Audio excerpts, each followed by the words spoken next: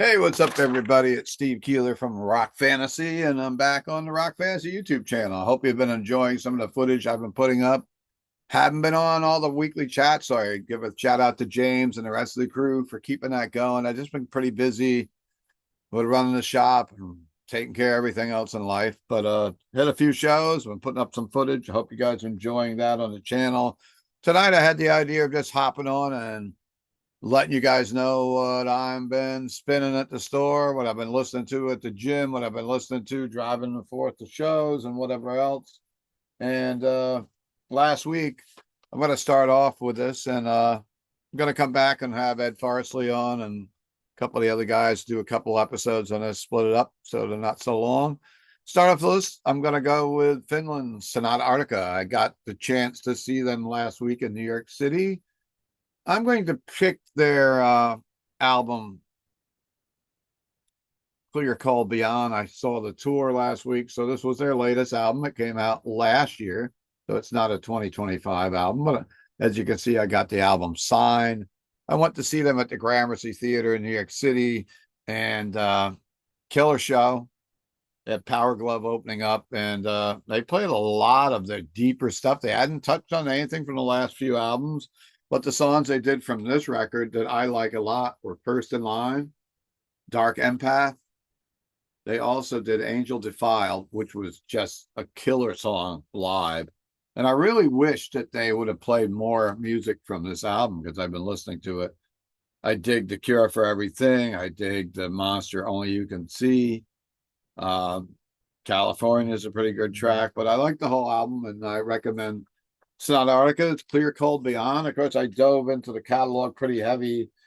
Uh, Going to see them. They played a lot of their early stuff, and it was a killer show. The next album the next three albums or next four albums I'm going to talk about could all be in the running for album of the year. I haven't really sat down and tried to vision that because there's been so much great music in 2025. But I will start off with the band, another Finnish band, one of my favorite bands. It's a 15th studio album from Amorphous, Borderland. Tracks that I really dig off of this album would be The Circle, Bones, Light and Shadow, Tempest. It's a solid record all the way down. And from I'm not sure if I like it more than Halo because I fell in love with Halo, but I usually fall in love with just about anything Amorphous has put out. So that's another one. I'm gonna be shocked if this is not my number one album of the year, or it's gonna be in the top three. My number two record we're gonna talk about tonight. Well, the third record we're gonna talk about tonight is the 17th studio album from German metal legends, Halloween, Giants and Monsters. If you haven't paid attention to Halloween in a few years, they got back together before the pandemic with the Pumpkins United tour, which they united the singers of Andy and Michael and Kai all together on stage. So then they went out and they recorded an album a couple years back. This continues on with that. There's three vocalists on this album, and there's three guitars. So it's a guitar war, power metal, heavy metal. Just a great offering from Halloween again. They become one of my favorite bands. I stopped listening to these guys for years and years until the Pumpkins United tour. Then I dug back and realized there was a lot of great music from Halloween. And I kind of gave up on them in the late 80s, but reawakened now, very strong. The first track, Giants on the Run, I can listen to it over and over again. Savior the World, A Little is a Little Too Much. We Can Be Gods. This is Tokyo is another single, which I thought was kind of cheesy at first, but really grows on me. It's got such a catchy tune. And of course, they're singing about how their love for Japan and Tokyo. These guys are huge in Japan and giving a little love back. The Hand of God reminds me, it's a very religious kind of song. And it reminds me from the Judas Priest album a little bit, The Crown of Horns. And I don't know, it's a cool song.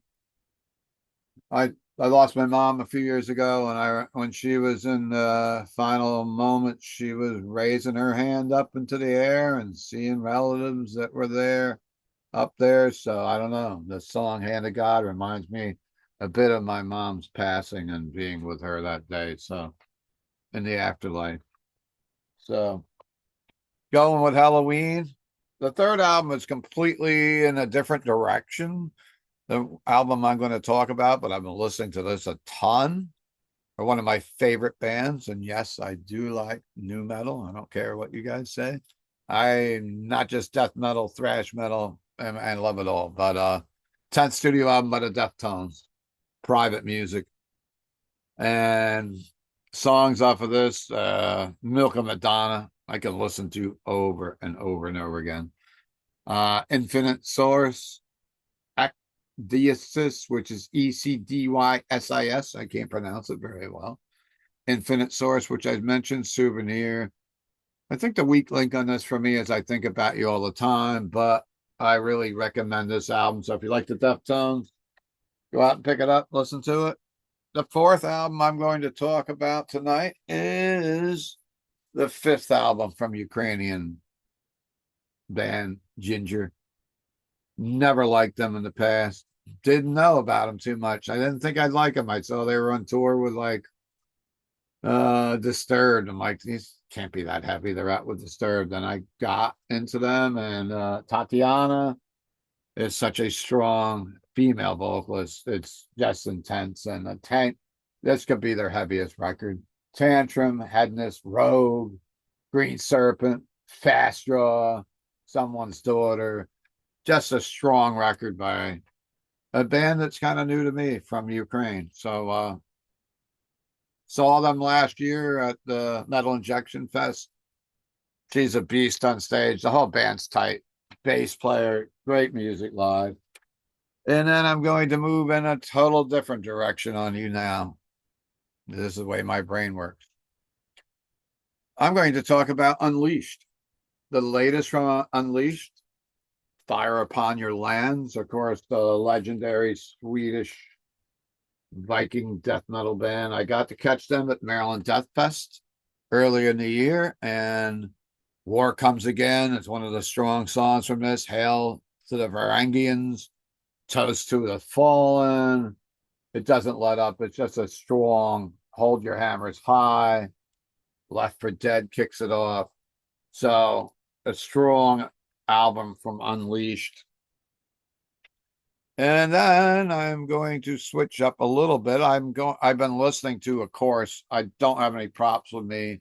I left them at the shop. I'm in the studio at home, but of course we lost Thomas Lindberg recently. That immediately sent me down the rabbit hole of listening to nothing but At the Gates for a couple of weeks, and still I've been listening to Slaughter of the Soul, and I've been listening to the Drink It from the Nightmares itself. I really love the last album, The Nightmare of Being. It's kind of proggy, it's kind of weird, but I love it. And what a giant loss that was for Thomas Lindberg from At the Gates. So wanted to mention that. Also, I went to see Judas Priest a couple weeks ago. Picked up their last album, started listening to it from last year, The Invincible Shield. And man, what a strong record from a band that's been around. This is their 19th studio album. And of course, Panic Attack, Serpent of the King, Invincible Shield. They didn't do too many songs from this on the new tour. They did a lot of Painkiller, not too much old stuff Priest didn't do. I caught them at the Saratoga Performing Arts Center. The one song on this album that they did was The Giants in the Sky. And what a great song that was live.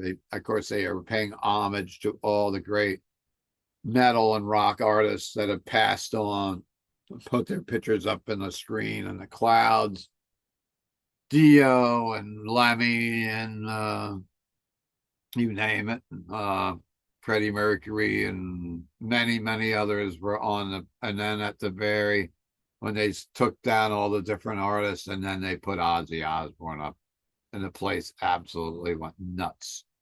And of course, I got to watch the Ozzy documentary last night on Paramount Plus, and wow, I tell you, Ozzy really put himself out there for that last show. I don't think any of us really knew the extent of his illnesses till we watched that video last night. But the Giants in the Sky, and I've been listening to Priest, this album, quite a bit the last couple of weeks. Now I'm going to go completely in different directions on you from two albums from the year 2000.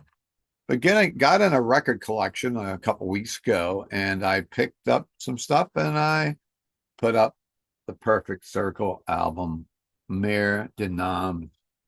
And also been listening to some Tool, I'm not going to lie lately, but man, this album brought back memories of me hanging out 25 years ago, and I hung out in a lot of cool places, spent a lot of time in Las Vegas, a lot of time in adult clubs, and some of these songs really hit home with it, like Judith, RST's, Three Libras, The Hollow. I just been listening to this a lot, spinning the Perfect Circle album a lot in the shop. And now the last album I'm going to wrap up with tonight. Other than I have been listening more, but I plan on doing more of these. Maybe every couple of weeks I'll come on and talk about what I'm listening to. If you guys dig it, let me know in the comments. And the last album I'm going to do is also released in 2000. It's the debut album from Mudvayne. Yes, I like Mudvayne, and you can make fun of me if you want.